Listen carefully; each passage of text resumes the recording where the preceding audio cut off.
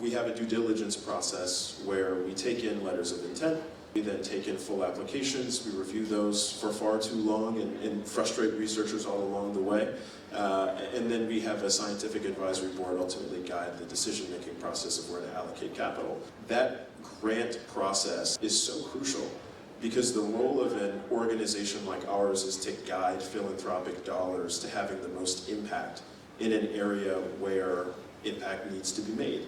It's very difficult, we talk about this all the time, right, for whether it be a family office or an ultra-high net worth individual or someone that wants to contribute $100 to go out into the vast world of research and find which project, in which corner of the world, in which lab, from which team, from which idea is actually going to have the most impact for you. And you need specialists in order to really understand and comb through that data. And so that's what we do.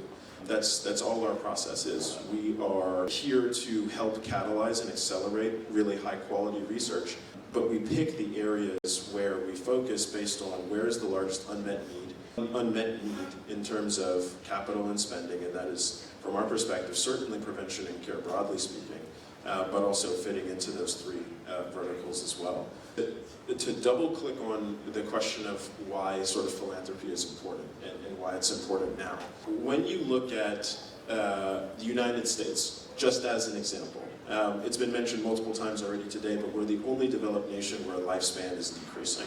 I think everyone would hopefully agree that that's going in the wrong direction. We are also one of the only developed nations where our health spans, which is another sort of longevity industry term, is also decreasing. But what's not talked about quite as frequently is that it's decreasing at a quicker rate.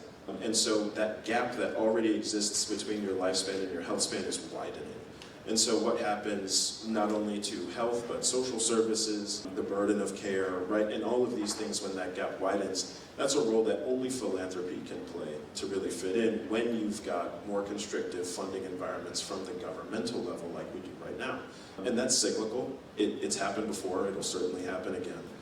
But philanthropy can take risks. Philanthropy is about impact. I forget the exact quote, but another panelist mentioned it earlier. It's mission-driven capital. And so you're not chasing ROI in a financial sense. You know, of course, you get the tax benefits and all those other sorts of things, which I'm sure everyone is happy about, but you get the impact of helping save lives. And venture is certainly not ready to step in at a stage where technologies have not been de-risked appropriately, nor is anyone else more mature in the investment cycle. Academia won't do it. And when governments don't do it, you're really only left with one more entity, and that is philanthropists.